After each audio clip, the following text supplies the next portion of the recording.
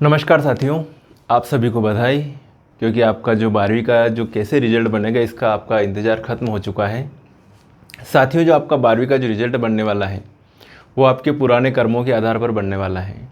पुराने कर्म बोले तो आपने 10वीं में कितना बेहतरीन ये परफॉर्मेंस किया था, उसके आधार पर आपका ये 12वीं का रिज़ल्ट बनेगा। तो कहते ना कि कभी कभी जो है अपन कर्म करते हैं वो कहीं ना कहीं काम आते हैं। कर्म करते रहो, फल की इच्छा मत करो। तो जो 10वीं में जो अच्छे कर्म किए होंगे या जिनके अच्छे नंबर आए होंगे, अच्छे परसेंटेज बने होंगे, उनके उसी हिसाब से 12th में परसेंटेज बनेंगे। ये है इसका अभी का जो 12वीं का जो रिज़ल्ट बनेगा इसका इम्पोर्टेंट डिस्कशन। तो कैसे क्या बनेगा, अभी इसके बारे में रूपरेखा बन रही है। अभी जो प्राइमरी लेवल पर जो सूचना आई है, जो पेपर के माध्यम से, न्यूज़पेपर के माध्यम से जो चीज़ें हैं वो आज मैं आपको बता रहा हूँ। और निराश ना हो, कोई दिक्कत नहीं है। जैसे कि 10वीं का जो रिज़ल्ट के आधार पर आपका 12वीं का रिज़ल्ट बना, किसी के हो सकता है कि कुछ बच्चों ने अच्छी मेहनत करी हो इस बार और 10वीं से हो 12वीं में वो जो सोचते थे कि 10वीं में भले मेरे 50% बने, 60% बने, लेकिन मैं 12वीं में 90% बनाऊँगा, 80% बनाऊँगा। उनके लिए ये हो सकता है कि उन बच्चों के लिए ये सूचना कुछ अजीब होगी कि साल भर मेहनत करी, लेकिन जो नंबर, जो रिज़ल्ट जो बनेगा वो 10वीं के आधार पर बनेगा। लेकिन आप निराश ना हो, क्योंकि जो आपने जो कर्म कर रखा है, मैंने अभी कहा आपको कि जो कर्म कर रखा है वो कहीं ना कहीं काम आता है। अगर आपने 12वीं अच्छे से कर रखी है, अच्छे से पढ़ाई कर रखी है, अच्छा बेसिक क्लियर है, तो आपको जो आने वाली जो एग्ज़ाम होगी, कोई भी कॉम्पिटिशन एग्ज़ाम हो, या आप बीएससी करो या जो भी ग्रेजुएशन कोर्स करो, जेई में जाओ, नीट में जाओ, जहाँ पर भी जाओ, वहाँ पर आपकी ये मेहनत 100% काम आएगी। इसलिए आप निराश ना होना कि हमने तो 12वीं में अच्छे परसेंटेज बनाने के लिए मेहनत करी थी, लेकिन हमारा रिजल्ट 10वीं बेस पे बन रहा है। 10वीं बेस पे बन रहा है, कोई दिक्कत नहीं है, लेकिन जिन्होंने मेहनत कर रखी उनके कर्म हमेशा आगे कहीं ना कहीं काम आएंगे। चलिए, तो बात करें हम मध्य प्रदेश 12वीं बोर्ड की, कोई फेल नहीं होगा, है ना। एमपी बोर्ड की डिस्कशन कर रहे हैं। सीबीएसई बोर्ड ने तो 30-30-40 का फार्मूला अप्लाई कर लिया है और उसके आधार पर जो रिजल्ट बनेगा, लेकिन 12वीं बोर्ड का जो रिजल्ट, जो सीबीएसई का जो फार्मूला है उसके अकॉर्डिंग नहीं, एक नया फार्मूला अप्लाई किया है एमपी बोर्ड ने।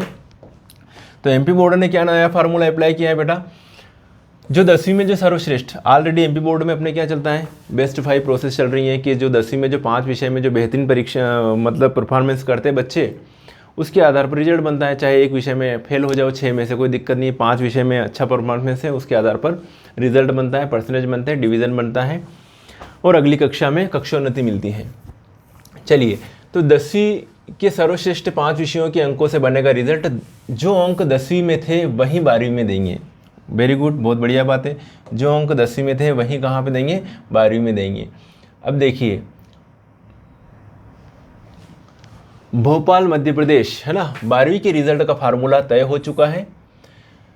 12वीं के रिजल्ट का फार्मूला तय कर चुके हैं कि इस तरीके से 12वीं का रिजल्ट बनेगा। बोर्ड की 12वीं परीक्षा का परिणाम 10वीं क्लास के 5 विषयों में आने वाले सबसे ज़्यादा अंकों के अधिभार वेटेज के आधार पर बनेगा। इसके अनुसार किसी को भी फेल नहीं किया जाएगा।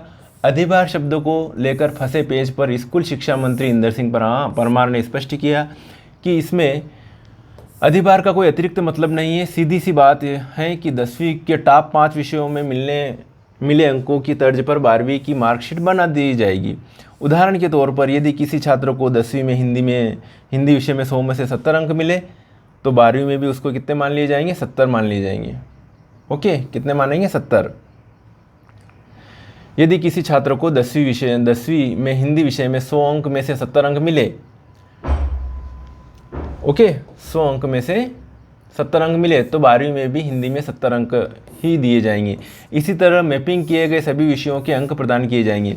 अब ये देखा जाएगा कि 10वीं में सब्जेक्ट अलग होते हैं, 12वीं में अलग तरह से सब्जेक्ट होते हैं, तो ये थोड़ा डिस्कशन किया जाएगा कि इस सब्जेक्ट में इसके इतने नंबर आए तो 12वीं में इस सब्जेक्ट में इसको इतने नंबर दिए जाए, मतलब उसी तरह से नंबर चढ़ाए जाएंगे। ये भी किया जा रहा है कि इस सब्जेक्ट के हिसाब से। परीक्षा वर्ष 2021 की नियमित और प्राइवेट स्टूडेंट के लिए फॉर्म भरने वाले सभी छात्रों को उनकी कक्षा 10वीं के सर्वश्रेष्ठ 5 विषय के विषयवार अंकों के अधिभार के आधार पर रिजल्ट बनाने पर सहमति बन गई है। नियमित और प्राइवेट किसी भी छात्र को फेल नहीं किया जाएगा, क्योंकि सभी 10वीं पास होकर ही तो 12वीं में आए, तो किसी को भी फेल नहीं किया जाएगा। कक्षा 10वीं के विषयों के आधार पर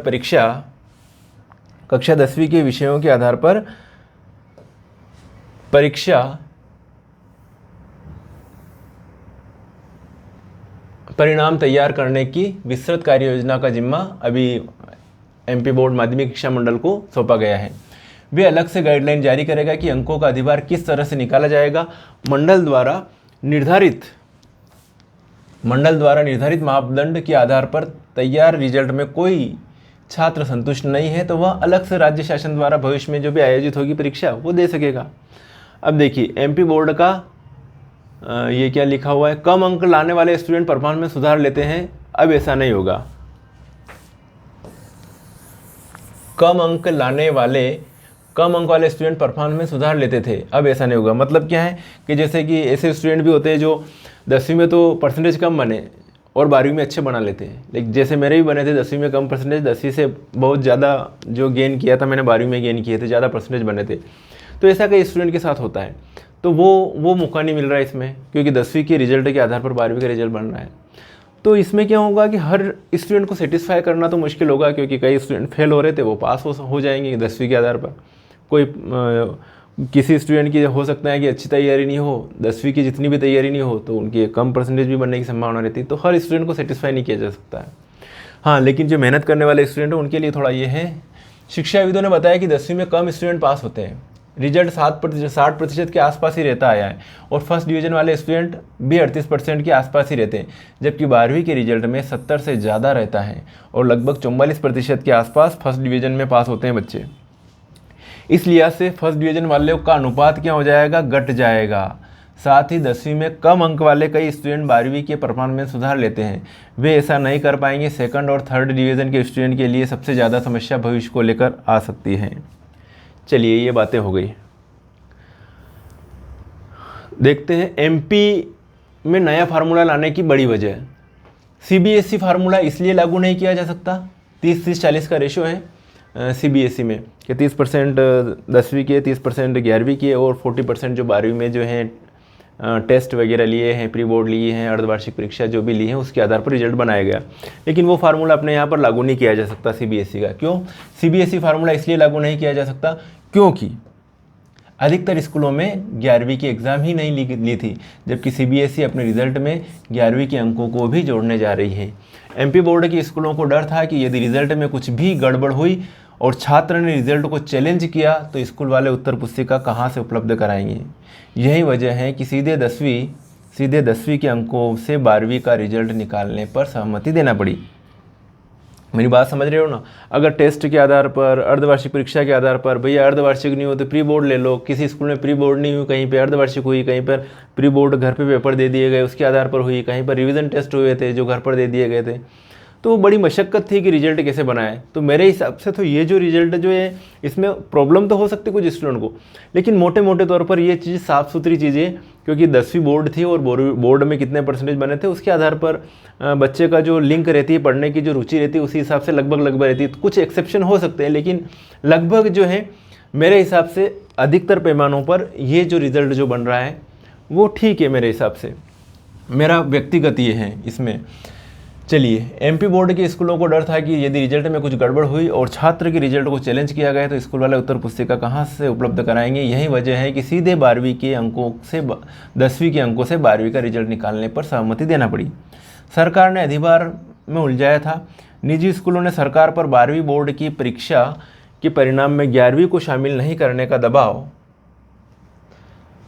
बनाया था। मतलब जो निजी स्कूल है, जो प्राइवेट स्कूल है, उन प्राइवेट स्कूलों ने दबाव बनाया था कि 11वीं को ना माना जाए, क्योंकि 11वीं की एग्ज़ाम कई स्कूलों ने ली नहीं थी, प्राइवेट वालों ने। इसके बाद मंत्री समूह ने बैठक के बाद 10वीं कक्षा में सबसे अधिक अंकों वाले टॉप 5 विषयों के आधार पर 12वीं का रिजल्ट बनाने का फार्मूला तय किया। ओके, इससे सरकार ने आदेश में अधिभार वेटेज शब्द का उपयोग किया। वेटेज का मतलब होता है किसी अनुपात में यह अंक लिए जाएंगे। सवाल यह है कि एक ही कक्षा के अंक लिए जाना है तो उन अंकों का बंटवारा किस आधार पर होगा। बाद में मंत्री ने स्थिति साफ की। चलिए, यह भी बड़ी समस्या। कौन सी बड़ी समस्या, लास्ट है आपका ये पॉइंट।